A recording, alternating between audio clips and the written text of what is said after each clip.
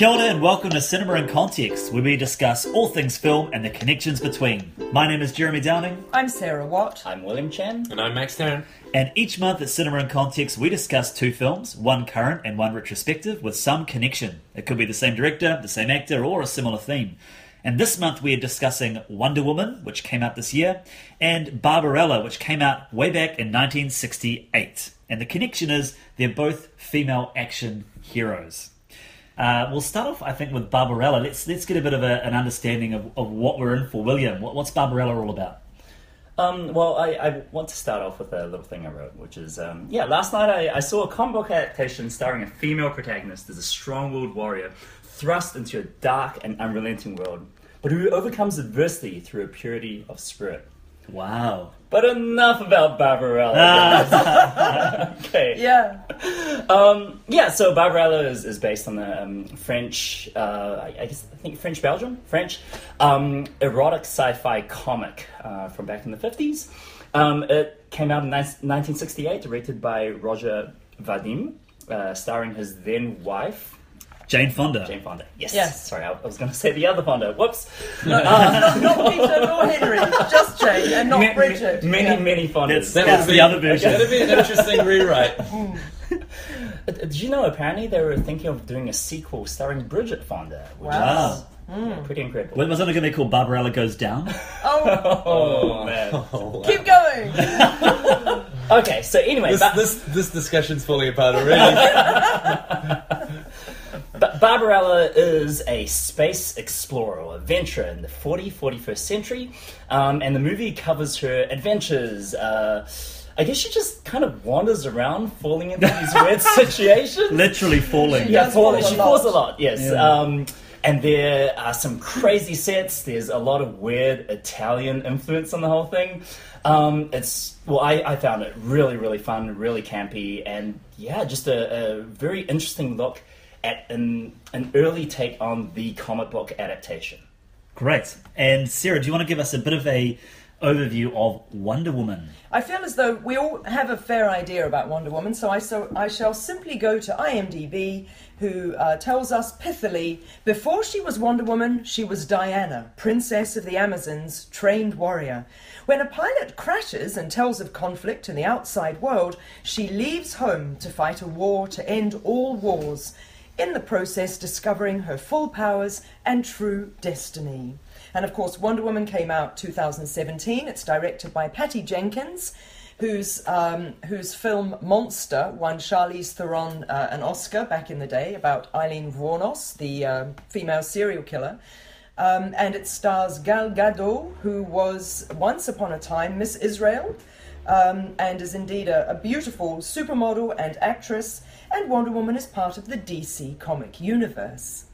Can I kick off and just say that it is actually, in terms of this new universe that DC are creating, it's the only film that I have found remotely coherent. Who's part of that new universe? So that's Man of Steel. I haven't, mind you, to be honest, I actually haven't seen most of them. I haven't seen Batman vs Superman and Suicide Squad, so it's a bit of a bold claim. Oh, they're all it's part of that universe. Yeah. Yeah. And it's redeeming it. You know, it's giving Marvel a run for its money. At long last, I think, after a series of So, yeah. And I think, and again, just to kind of jump straight into a discussion about Wonder Woman, what I really enjoyed about Wonder Woman was it wasn't trying to be this confusing, convoluted mess that a lot of the films are these days. It was relatively simple and straightforward. Yeah. We have her origin story, and it was a lot of fun. There was so much humour in this film that, for me, those DC films do not have. They take themselves so flippin' seriously. Yeah. And it's like, come on, guys, this is a superhero comic book world. You can make it a bit gritty and real, but at the end of the day, it's still someone wearing a costume, going around. The logic falls through pretty quickly if you take yourself too seriously. And there are some quite earnest moments, but it does that on the back of the politics, I think. Like, when she finally puts on her costume, which is probably a moment we could talk about for a while, but I don't know if we want to. But when she finally does, it's different from Barbarella taking off her costume. Yeah. So there's your counterpoint. But okay, not earnest at all. Anyway, sorry. Back to completely revealing. Anyway. But when she does that, when she finally puts on the costume, it's one of the most earnest moments I've seen in cinema in a long time. Just like it just fully goes kind of almost cliched, and everybody in the cinema, you're like, it's a funny moment actually, isn't it? Because it kind of divides the audience. I felt like it's like either you're with them or you're not with them at all. In that moment, it's like, oh, this is quite intense. Is this when she goes into no man's land? Yes, yeah. And it's just kind of done in such a cliched way, but it's all about the female empowerment at that point, and you're like, and I was like a little bit at a distance to that. I was like, oh, can I be in this place? Can I be in the zone with the rest of the viewers here? And I think I just kind of could carry into that, but not. It's a bit weird. It's a bit of a weird moment. It's a bit cliched. You make an interesting point about the earnestness. And one thing that I really felt in Wonder Woman, quite aside from what I felt as a woman and as a female critic, blah, blah, which we might get onto, but one thing that's really endearing about Wonder Woman is that Gal Gadot plays her completely straight-faced. And I think earnest probably is ever so slightly unfair because she's not earnest in a dull way, or even a naive way, I would say. Well, interestingly, I feel naive? As though she is naive. Yeah, I thought she's different. But she's not naive in a you can take advantage of my stupidity way. She's naive in an endearing. I believe in love, furrowed brow. So why would people be fighting? What is the point of this? And interestingly, there is actually a similarity with Barbarella, because Barbarella's like war, but why would anyone invent a weapon? And so one similarity that leapt out at me in Barbarella is that she's sort of living very much, she's trained in everything, but she's living very much more in a world where everybody says love to each other. And Wonder Woman was all about how, well, shouldn't we just love each other? So interesting. I hadn't made that connection. So Gal Gadot, Diana Prince is earnest to the extent that she's not hamming it up, and she is naive to the extent that she doesn't really see why this should all be a problem, but it doesn't weaken her. And I think that's one of the compelling things about Wonder Woman. She's not a dafty, she's definitely not a damsel in distress who needs saving. She's just somebody who's really good to the core. You know, there's no cynicism whatsoever. You know, and there are manifold examples of that in the script. Where she's talking to Chris Pine's character about sexual relations and that sort of thing, you know, rather than coming across as someone who's like, oh, I don't really know, why are you doing this, sort of thing. She does know, and it's very matter of fact, and it's something that you do for procreation, but we don't need men, thank you, if we want it for pleasure, and blah, blah, blah, you know. Well, that is an interesting, it does make these films a good comparison then, because Barbarella is that naive with just like, I'm just going to get taken advantage of. So that little shift between 50 years or whatever it is actually, you know, that's a significant shift to go from there to there. And I know that there's lots of other shifts in the film. Obviously, Barbarella is this sexploitation movie, which we can talk about at length. But that little shift is in some ways the key. I guess I'm thinking as well about they've both got a scene effectively on a travel vessel, where they both share a bed at the front of the vessel, don't they?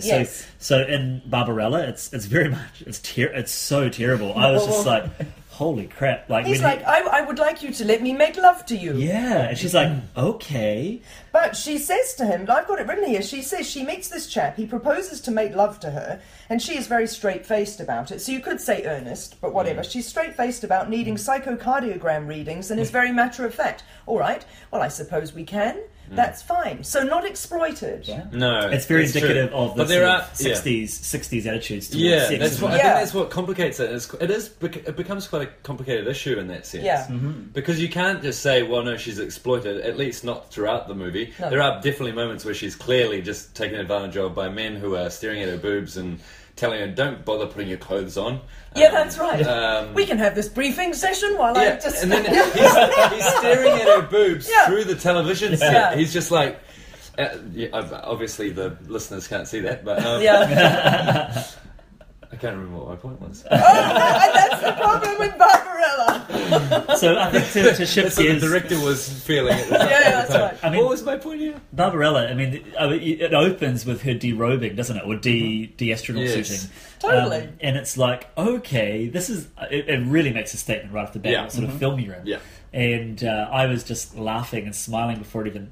From that moment on, because I just didn't really... Because, I put forward Barbarella as a potential film, and none of us had seen it. No. And I had some inkling that it was sexploitation, but I didn't realise it was actually going to have nudity. And it And was, right at the beginning, the Right at the titles beginning. haven't even ended, and there's boobs. And then I was reading an interview with the director saying that that's what he wanted. You know, you came for this? Well, I'll give it to you. Right up. Yeah. This is what you came for. Let's not beat around the bush. Yeah. But Oh, do we're you know gonna what? have fun with So this. I was watching the opening titles thinking, what are they making me watch for this podcast? And I thought, I wonder how they're doing the shot. Because you remember at the very beginning of Barbarella, she's sort of suspended in Yeah. space. Yeah, I a was little bit wondering like as well. Sandra Bullock in Gravity. You know, Yeah, when Sandra the, Bullock when is she's in the fetal sort position. of, that's yeah. right. Except Sandra Bullock, of course, doesn't take all her clothes off. Now, so Barbarella is suspended, and I'm looking at the special effects and thinking, oh my gosh, do I have to sit through 98 minutes of this? So I'm thinking, how are they doing this shot? It's not a special effect. She's it's a visual lying effect. on a bed. And you can tell because of the way her hair moves and that. So she, Jane Fonda, is lying on a bed, squirming around in a very sexual way. That, as you say, is then sort of superimposed to make it look as though she's in a spaceship and that she is hanging upside down, not lying flat. It wasn't superimposed. They had images underneath her, and she was lying on plexiglass. Oh, right. So it was a visual effect. It was happening in Very camera. clever. It wasn't a special But effect. she's still lying on a bed, writhing around, and that is boom. That's how she's generating so much sexuality, right from that opening shot. But you know? talking about the effects, Yeah. were you? I mean, there's amazing design in there, right? I That- agree, yeah. Absolutely mind blowing. And Some it of just, the design, it I gets love better, it. It gets better and better and better as the movie goes on that as well. physical material, it's like arts and crafts. It's like these little devices and buggies and the kind of cuttlefishy kind of squid thing that carries her along. Like this, material.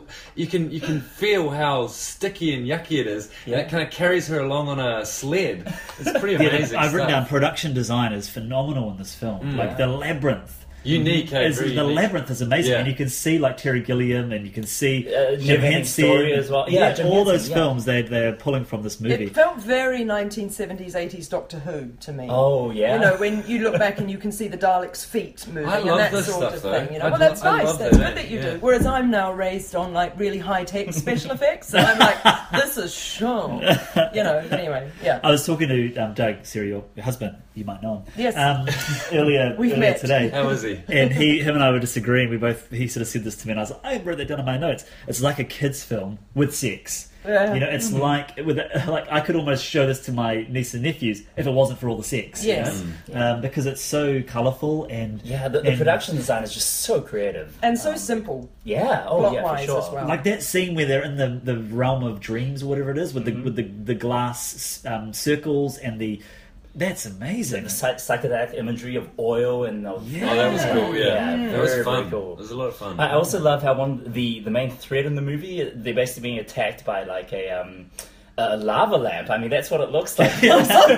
It makes no sense. That's a good tagline for the movie. They should use that. Yeah, Attack at the Lava Lamp. I think the music, we've had a brief discussion beforehand. The music for me was the star.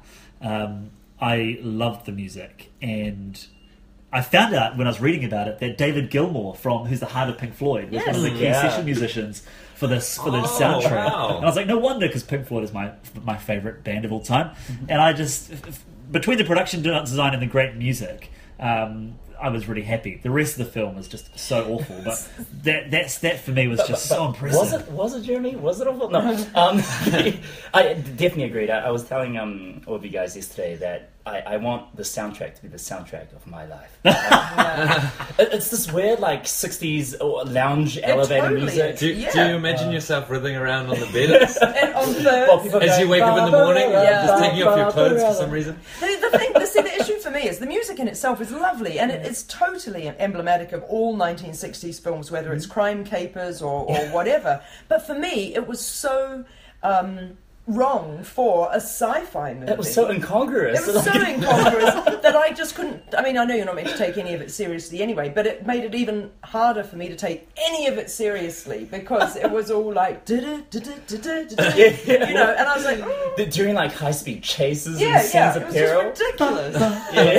I love that. I guess to flip it then, so if the music for me was the strongest part of Barbarella and one of the only redeeming factors, I would say that my biggest criticism of Wonder Woman is the music. Apart from the epic theme where she does the slow motion fighting, So good. that is a brilliant moment. But I guess we've talked about this before, the forgettability of a lot of music these days, and how you can kind of interchange the score for a lot of these superhero films, and it's sort of retreating ground. Yeah, it was a little disappointing, I think, because in Batman v Superman, when this iteration of Wonder Woman is first introduced, her theme is like the highlight of the movie, and it's so different from the real foreboding stuff. And then suddenly you have rock guitars come in. Is it the same rock guitar? It is the same rock guitar. That's a really cool thing. Yeah, and such a statement in particular. But like that, isn't it? But not quite that. But yeah. And so in Batman v Superman, it's such a breath of fresh air, and it's such a standout in the movie. And in this, the theme is still really good, but the music around it, where they start having more ambient music, and it just feels really flat. I do agree with that, Jim. Yeah. Seeing as we're allowed spoilers for Barbarella anyway, so what? This leads on to a point of like kind of having no real structure to the movie. What actually happens? Because I didn't watch the end of the movie. In Barbarella? Yeah. It doesn't matter. She goes around, it doesn't but matter. let's just tell the listeners that she basically goes around. She stops in at different planets. She has gets sex with a bunch of strange people. And even hand sex, which I didn't realise was... I don't know if you ever watched the Coneheads, the SNL sketch that became a film, and they have hand sex in that as well. It's a hilarious... It's a strange thing, eh? This sort of holding each other's hands. Yeah. But, I mean, I written down that it's just such a convenient story. Things just sort of happen. Yeah. And then, you need a key to get into that place. I have a key. Yeah. It's like, all right. Or like she gets locked into a cage and attacked by birds. And then there's a secret tube that just appears. A secret tube appears. It's ridiculous. I will just say that this movie does feature two scenes. One where there's death by dolls and rabbits. Another death by budgerigar, which in a sci-fi... I want every sci-fi movie. What about death by dolls? Did you say dolls? Dolls, dolls. Sorry, I did say something else. Yeah, those dolls are terrifying. It's so randomly weird. And they're so cheap as well. Like I looked up the timeline. This is a movie 5 years after Thunderbirds and Jerry Anderson's Super Mario Nation, and the effects in Thunderbirds far and beyond surpass those in Barbarella. It's hilarious. Yeah. The dolls have one joint on their little heads, and their mouths just go rah, rah, rah. But it's super scary because of that mechanized antique doll kind of way, right? We don't want them to be more Chucky or anything. There's like a scream, with one of them. And again, it's the point that I always come back to, but that's what I like about the physical effects, is that there's something about those dolls for me that was really scary. It's so clunky. You can but then feel you also see the blood on her legs. And you can kind of relate one and one and say, oh my gosh. Yeah, you fill in the gap. Your brain just kind of naturally does. Which is just as well, because the editor doesn't. So yeah. I think it's the clunkiness, though, of the actual physical mechanism going... This horrible of the teeth. It's like makes it something... weighty compared to if it was CGI or something that they'd do these days. It just wouldn't have that same weight. The use of animals also reminds me of a lot of 80s horror movies, like Creepshow, where there's a scene with a lot of cockroaches where people would actually wrangle up hundreds of animals regardless of animal welfare just to make a scene look really scary or look really cool. I was thinking that with the budgies. I was like, I'm sure some of those budgies have been hurt. Because she is smacking them and going, ah! And what happens in the end? Nothing. Pygar! Pygar saves them and they fly away. With the Great Queen, the Tyrant, the Dark Tyrant. She becomes an ally for no real reason, and there's some weak line at the end where she says, "Pygar, why are you helping her? She took away your sight." Angels have no memories, and that's the final line in the movie. And then they fly away, and lounge music starts playing.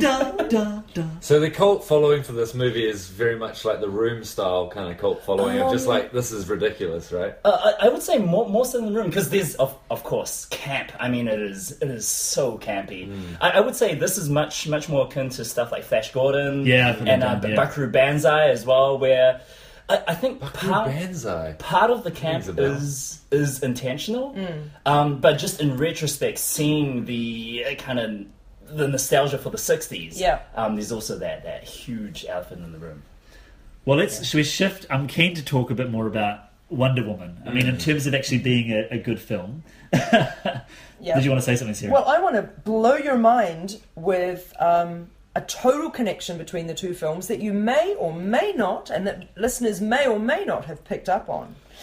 In Wonder Woman, and this isn't that much of a spoiler, Chris Pine has been is being looked after by the Amazonians, and he is bathing.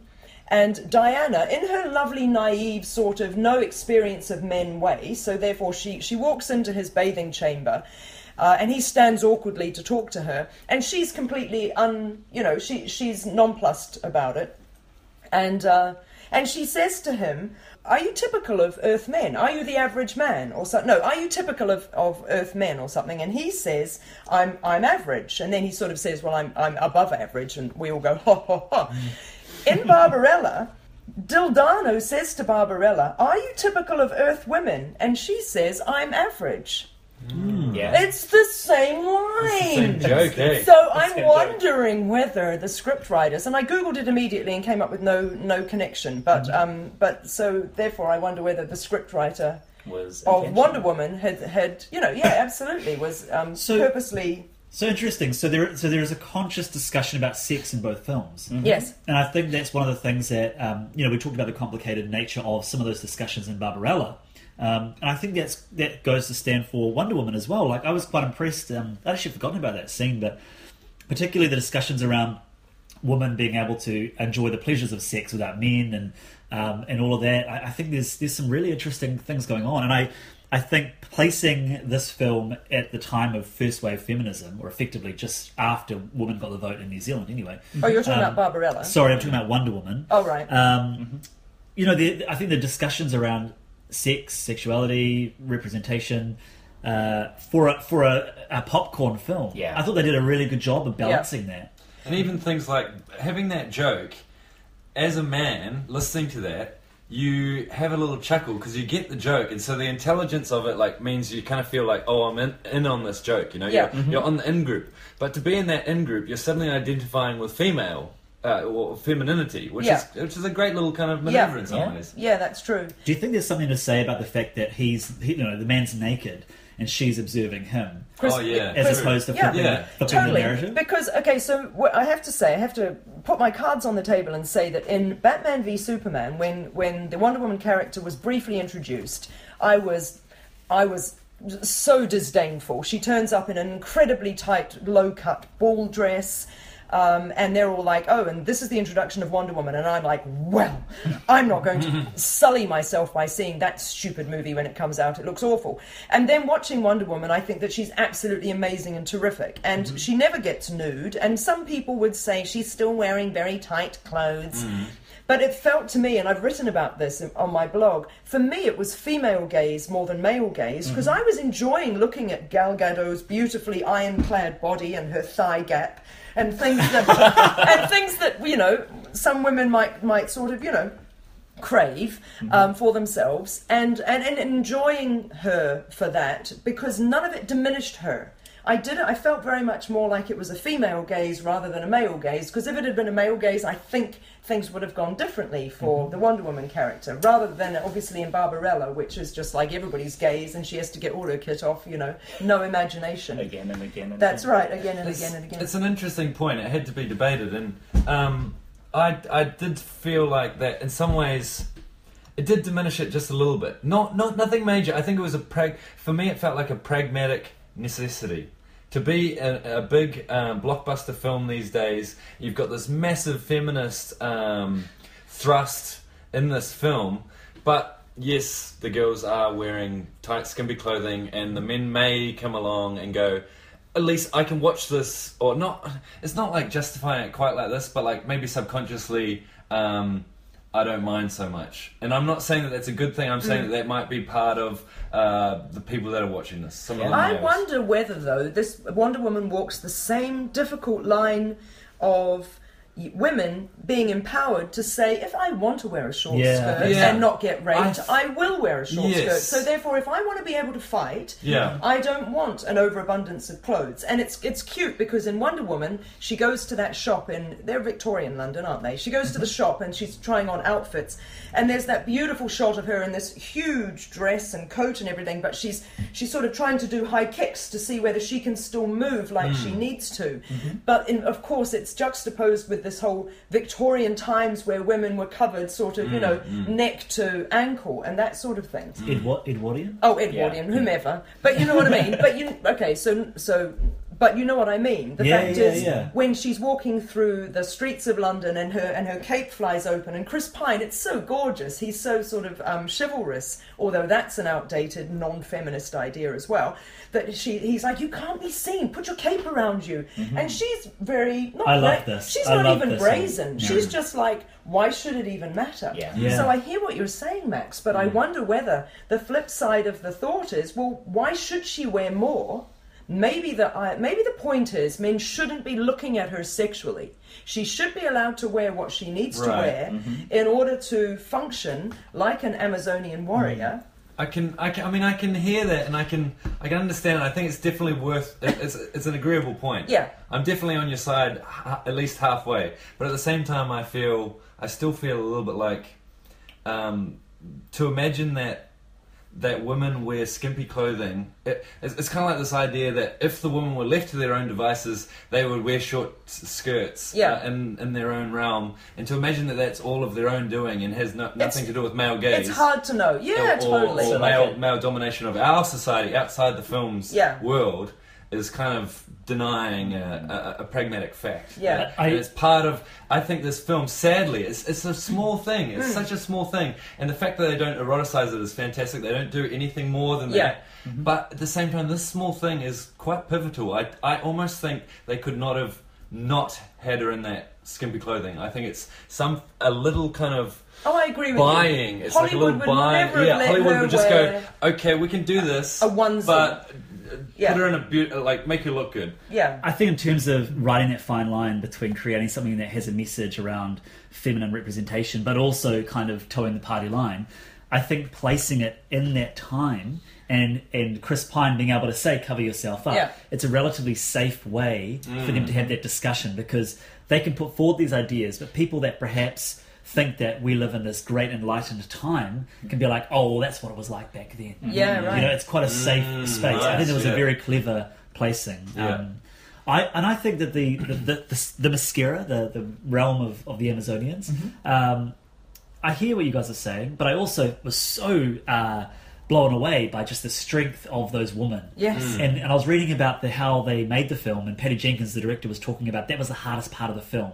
How do we create this cast of warrior women that are strong and fierce, but aren't those stick thin kind of models that maybe traditionally might have populated that realm? As you said, they were going to Olympic athletes, and and there is this great diversity within those women and those warriors. But I fully believed that they could kill me. Yeah. And I think that, sure, I hear what you're saying, Max, in terms of how much of this is male gaze and how much of this is functionality. I know that they talked about in the design of their costumes, it was very much about, okay, what would be functional for these warrior women that ride horses and shoot arrows and flip around and do all sorts of crazy things with cliff hooks. It's not too different from Xena, is it?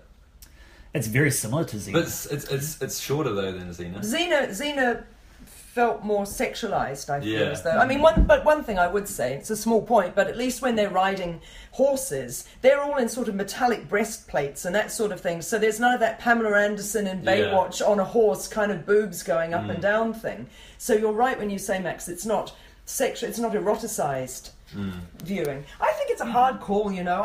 It's a very hard call. And it's a hard call for me as a woman who, there are so many films that I can criticise for being all male gaze all the time. And issues that I might have with some of the Suicide Squad characters and that sort of thing. And yet a big part of Wonder Woman for me comes down to, it hit something in me that I didn't even know existed or was needed. And I'm not a cynical person at all, but I'm very confident and quite sort of strong-willed, and I've never felt sort of embattled for being female. But 2 times in that film, Wonder Woman, I got quite choked up and was very surprised about it when I saw this woman on screen doing empowering things. And at the time, I couldn't really understand what it was that my body was responding to, because it's like, we've all seen female heroines before, and you know, and I grab for Jodie Foster in Silence of the Lambs, or Uma Thurman in Kill Bill, or, you know, there are myriad more examples. And yet there was something about it that made me go, oh my goodness, it's so wonderful to see somebody behaving this way. And the only things I could grasp at in thinking about it afterwards were, to me, Wonder Woman, for starters, doesn't act like a man. She manages to maintain acting in a very compassionate way, a very peace and love driven way. She's never aggressive. She doesn't swear. She doesn't have to resort to angry or what one might consider male tropes in order to be successful. And I think back to my beloved Jodie Foster in Silence of the Lambs, and how Clarice Starling has to adopt a lot of male ways in order to survive. Oh, this in is a that classic thing of like, you have Margaret Thatcher or something, and it's like, hey, we've got these female Strong leaders, women. strong female leaders, and it's like there's a lot of talk that to be in that position, they have to act like men. Yeah, and absolutely. So you're right, and so now you're Something going about beyond Wonder that. Woman didn't have to do that, and it was fine for her to leap in front of Chris Pine with these lovely metallic cuffs and save him from a bullet. I'm so sorry, I still can't really articulate the difference that Wonder Woman made, but all I know is I came out of it feeling that way, not realizing until later that women around the world have been getting emotional about Wonder Woman, and female film critics around the world have been feeling emotional watching Wonder Woman. So there's something in it. There's some sort of magic I completely there. agree. It's like, it was a little bit for me like watching Moana, the feeling of something in my gut. Yeah. Of being, this is so right. There's something here that just feels like that overwhelmed me a little bit and was beyond logic in a lot of ways. And it was visceral, Very a gut visceral. thing, hey. And I felt it with Moana, just going like, this is just, we need this, and this is so positive.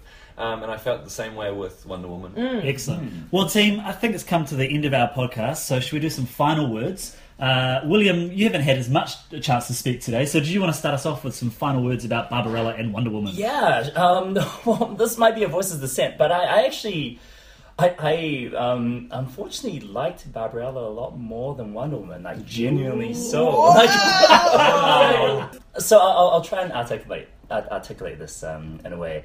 I thought Wonder Woman was fine. I didn't enjoy it that much more than any of the other DC movies. I think for me, it's killed comic book movies for me. I'm sorry, but I don't want to see Suicide. I don't want to see Justice League. I don't think maybe Spider-Man, but the Marvel movies look pretty lame coming up. Thor Ragnarok, maybe. Maybe it's just comic book fatigue, but I think all the flaws, and this is a very personal thing. All the flaws in the DC movies, they're not there in Wonder Woman, but Wonder Woman just feels like a Marvel movie. That's right. It's much more lighthearted. It's the origin story. There's like a romance. There's this and that, and nothing about it apart from maybe the No Man's Land scene was really awesome, but everything else, like the Themyscira, it didn't feel like good world building. Everything was very tell, not show. And we haven't talked about the finale, but I hated the finale, and maybe that's why like my overall views of the movie are taken down a notch. Those big CGI set pieces Oh, are horrible boy. ways to I finish think a lot movies. of films fall Why did they on do their that? finales, yeah. And just like it's just like a massive area. It's just like, okay, can we get a big field, and we're just going to put some CGI over it. and darkness because It's it's like, cheaper and it's easier to hide so the boring. scenes. But I did feel the movie. I wanted the movie to go one way with its villains and its themes, and it did not. And again, that might be why I disliked the movie or didn't like it that much. In fact, it doubles down and says, "Oh, actually, the world is black and white, and you can punch evil in the face and win." And it's so simplified. And for something like talk about World War I, which it's just a hodgepodge of diplomatic messes, to simplify it down to I defeat baddie and the world is safe for now. Seemed very disingenuous to me, and I don't know if that's a script problem or if that's something they were trying to deal with. But I just did not enjoy that. Very cool. Yeah. I think for me that felt almost beside the point. But Yeah. it was kind of almost like Get Out, where I didn't really care what happened to everybody once we knew what the basic political thrust of the film was. I knew it was about that, and the actual plot in some ways could just kind of resolve itself however it wanted because I knew what the vibe was. And I kind of felt the same way with this a little bit. Well, I mean, with Chris Pine's Fate, I'm not going to spoil things, but you've just seen it so many times before, and I mean, how they set it up in the movie is just it makes no logical sense. But anyway, that's neither here nor there. On the flip side, Barbarella, I like genuinely enjoyed, and I think I will rewatch it in the future. Wow! Sorry, you guys are making faces. No, good on you. Good on you. Yeah. I think it's the kind of movie that it was fascinating to me. I haven't seen too much sci-fi from the 60s. I think I've seen quite a bit from the 70s and 80s. But just that period, I mean, it came out, in the same year as 2001, and you cannot have two movies that are more different from one another. Yeah, true. And yet, it is, her spaceship is lined with shag carpet for some reason. What do you mean for some reason? It's obvious. It's so that when she falls over into it, anyway. Yeah. But just everything, the production design, the music, the weird attempt at trying to take a far out comic book and adapting it was so cool, and the ways that they failed big time and the ways they succeeded, I can just imagine the director telling the music people, okay, so it's got to be weird and it's got to be otherworldly, and the music people just bring in their synthesizers. Yeah, all of that stuff I found fascinating. Do you enjoy it in a kind of nostalgic labyrinth kind of way? Kinda, but I've never seen it before, so and I wasn't alive. And is that it pretty? period. It must be pretty early for. Is it pretty early for sexploitation movies? Oh, it's around that time. They're all happening around that time. Okay. Yeah. All right, Max, what's your final words? My final words would be Barbarella. I did enjoy the music and the set. The music and the design, but it's terrible politics. I thought it would be more. I mean, the fact that it came up on lists of feminist films, I thought it'd have more strength to it. But she does get top billing, and I think that would have been a big that's true. deal. There's a lot in here, I guess. But so she should. She's the main actress, and she's moving around and doing her own thing, but she kind of just is a bit confused for most of the time. And I think what was most interesting for me with these two films is I was interested in the politics of how you do it. How do you have a feminist message, and how do you do it well and communicate this to lots of people? And I think obviously Wonder Woman does that fantastically in a kind of subtle way. It's not overblown. I've talked about these little trade-offs. Marginal trade-offs, in which we don't all necessarily agree on, but I think that's the best way to do it. I was interested in maybe we would compare this Wonder Woman to another film which was more hardcore feminist, like we're going to show you the hard life that females go through, and this does it in the opposite way, right? Wonder Woman's like, we're going to make this fun, but just underlying it is going to be a partly like a kind of subtle feminist message. I love things like, for example, at the start of the film, when it goes like, there's a real problem with the world, and it's like a lot of the male viewers, a lot of the viewers in general would just think, oh, okay, it's a superhero movie, that's a superhero trope, there's a problem with the world, but it's clearly obviously talking about this dark side of humanity, which is male domination. Yeah. I loved that kind of thing. I really enjoyed Wonder Woman. I could give you the third act, William, definitely, when you say all that, and obviously we don't want to spoil it, but yeah, there is definitely some oversimplification. But I was already feeling great superhero fatigue. I'm really over them. And I love superhero films. I do. Some of my favourite films are superhero movies, but I've given up on the last 4 ones that have come out. And so I even messaged everybody, we have a Facebook chat, and I said, I just wasn't even looking forward to seeing it because I'm just so over them. But I think the fact of seeing an island full of warrior women, seeing them deal with these ideas finally, it's like I left the cinema and there was 2 women that were leaving kind of next to me, and they said, it's taken flipping 15 years or whatever it was for this to come out.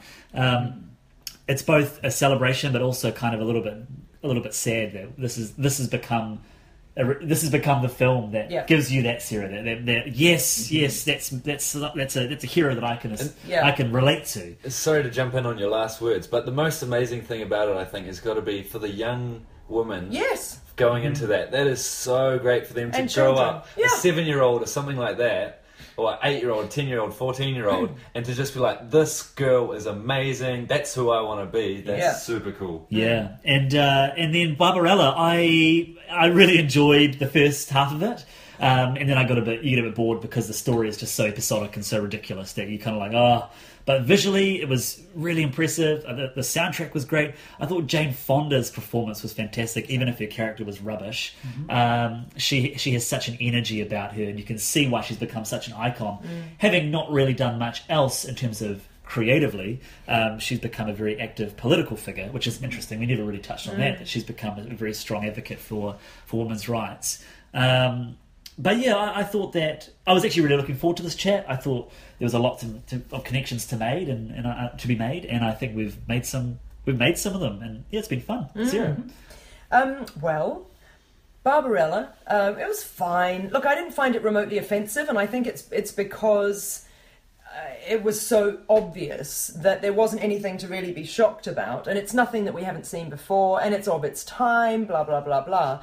And I think if I have any objections to Barbarella, it was just that it didn't really engage me. I wasn't that interested because the story was dumb, and all of the acting was dumb, except Jane Fonda, whom I thought was terrific, and I love her voice, and I thought she was so invested in the role. And just, you can That's see... That's quite empowering as well. Yeah, and you can see why she has, went on to be such a terrific actress. And she's such a presence as well. She is a presence, and so she's great, and that's fine. And I hear you about the music, which I think is delightful in any other context but Barbarella. And I hear you about the production design, which is cute in children's TV or Doctor Who. But reminded for me, me of Willy Wonka and the Chocolate Factory. Yeah, and I couldn't suspend my disbelief and didn't care to. So it was fine, and at least I've done it now. Wonder Woman, I had a very visceral reaction to Wonder Woman, and I'm really looking forward to hopefully seeing it again and seeing how it holds up. In terms of its being just a film or a superhero film, I think it was a superior superhero film, and I too had fatigue. And as I said to you, when I saw the trailer initially and when I saw Batman v Superman, I had no interest in watching Wonder Woman at all, so it surpassed any expectations I had. It's still for me only a 4-star movie. The final act, was a little bit laboured and did just sort of fall into sort of ordinary tropes, and it felt a little bit long. But there was so much about it that I loved, the humour. I thought Chris Pine was terrific. Did I mention I've met Chris Pine as well? Actually, met him during the interviews for the Star Trek movie. And he was very ordinary in real life, and he's not somebody that I've ever thought was particularly charismatic or handsome. But he surpassed expectations in the film as well. So Wonder Woman was delightful. And all I'll say is, watching Barbarella, Duran. Yeah, that's where they got the name. Yes! Yeah. And they keep repeating it as well. Yes, all the time. But look, that's Duran. And then that threw me as well. It's such a weak plot point. Yeah. All right, thank you for listening to another episode of Cinema in Context. If you enjoyed our podcast, then please share it with your film-loving friends. You can listen to Cinema in Context through SoundCloud or through Apple Podcasts. You can also follow us on Facebook, Twitter, and we're even on YouTube. These are great places to leave us comments, let us know what you think of the episode, or maybe give us suggestions for future films. Look out for our next episode in a month's time, and until then, ka kite anō.